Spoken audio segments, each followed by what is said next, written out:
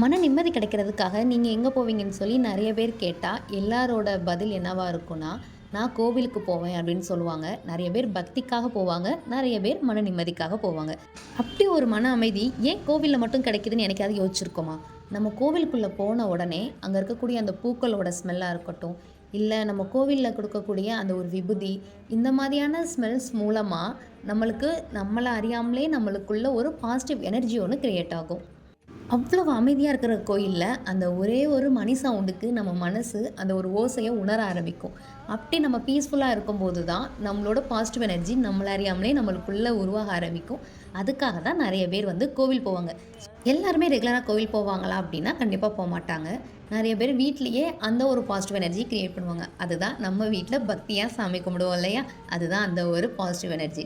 நம்ம வீட்லேயுமே நம்ம பத்தி பொருதும் போது, சூடு பொருதும் போது, நெய்யில் விளக்கு போடும்போது, இல்லை எண்ணெயில் விளக்கு போடும்போது, இந்த மாதிரி சின்ன சின்ன விஷயங்கள் பண்ணும்போது நம்மளை சுற்றி பாசிட்டிவ் எனர்ஜி க்ரியேட் ஆகும்.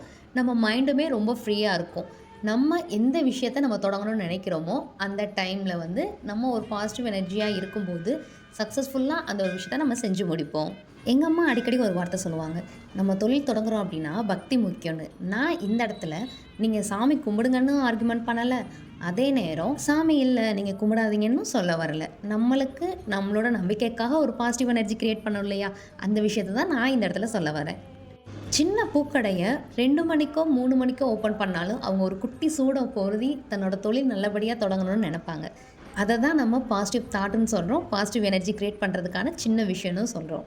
நம்மளோட எண்ணங்களும் நம்ம செய்யக்கூடிய செயல்களும் பாசிட்டிவாக இருந்தால் நம்மளை சுற்றி எப்பயுமே பாசிட்டிவான விஷயங்கள் தான் நடக்கும். ஸோ இதே மாதிரி நெக்ஸ்ட் மெசேஜோட நெக்ஸ்ட் வீடியோவில் மீட் பண்ணலாம். அதுக்கு நீங்கள் பண்ண வேண்டிய ஒரே விஷயம், கண்டினியூ வாட்சிங்.